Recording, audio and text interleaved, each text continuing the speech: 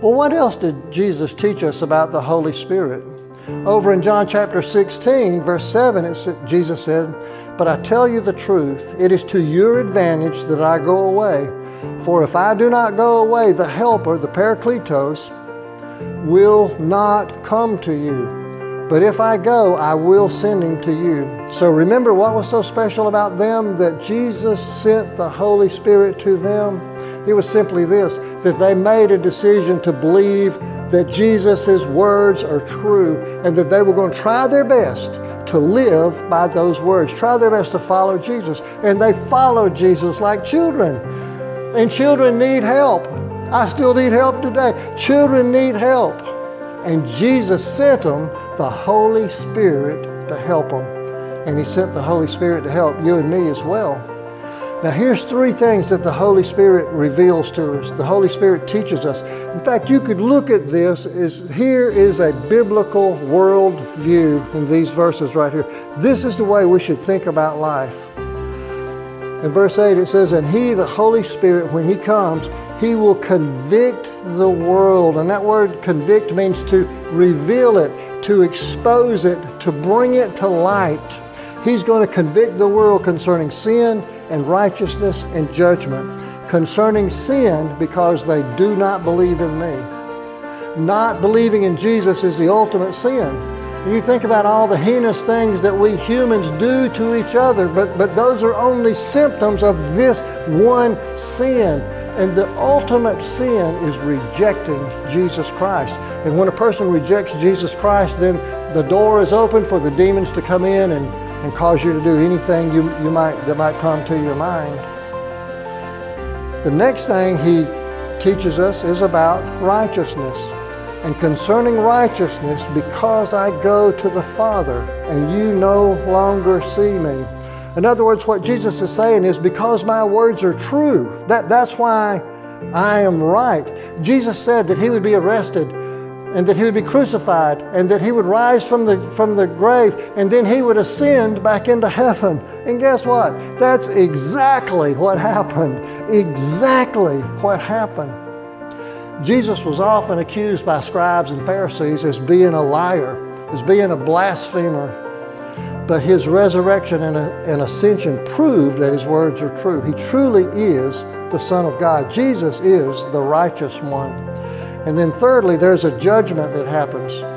And concerning judgment, because the ruler of this world has been judged. Now I want you to see it's not a great big deal, but the first word for judgment is different from the last word for judgment. The first word for judgment is crisis. We've got a crisis here. We've got to make a decision. And that's what he's talking about there in the first one there, concerning making a decision.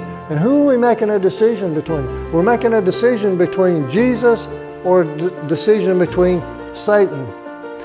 He says, and he has been found, and the last word for judgment is krino, K-R-I-N-O. He has been found guilty. He's been condemned. He's been handed over for punishment. That's what that last judgment means. So we have to decide, are the words of Jesus true or are the words of Satan true? And when Jesus rose from the dead, that proved that all of his words were true, but it also proved that Satan's words were wrong. And we all see the data. We all see the same data. And we have to choose to believe Jesus or we have to choose to reject Jesus. And by default, if a person rejects Jesus, then they are choosing Satan. So the Holy Spirit does these three things, but he does so much more too. One of them is John 14:27. It's peace. Jesus said, "Peace I leave with you. My peace I give to you. Not as the world gives do I give it to you. Do not let your heart be troubled. Don't let it be afraid. Don't be fearful." He gives us peace, but he also gives us joy. John 15:11. "These things I have spoken to you, that my joy may be in you, and that your joy may be made full." It'll be completely filled up with joy. And you said, well, I thought the Holy Spirit does these things. Jesus is saying he's doing these things. Well, how does he do these things? He does these things through the Holy Spirit. Galatians chapter 5, verse 22, "But the fruit of the Spirit is love, joy, peace, patience, kindness, goodness, faithfulness, gentleness, and self-control. And against such things there is no law. These things are all good. And I think about this Old Testament verse, 1 Chronicles 16:34. It says, "Oh, give thanks to the Lord, for He is good, and His mercy endures forever." And who could have imagined that these would be the gifts that He would give to His children through the Holy Spirit? And these gifts, by the way, are not for sale. And they are not manufactured. You can't make these gifts. And you have to ask this question: how many millionaires would have given everything they have to have just a few of these gifts in their family?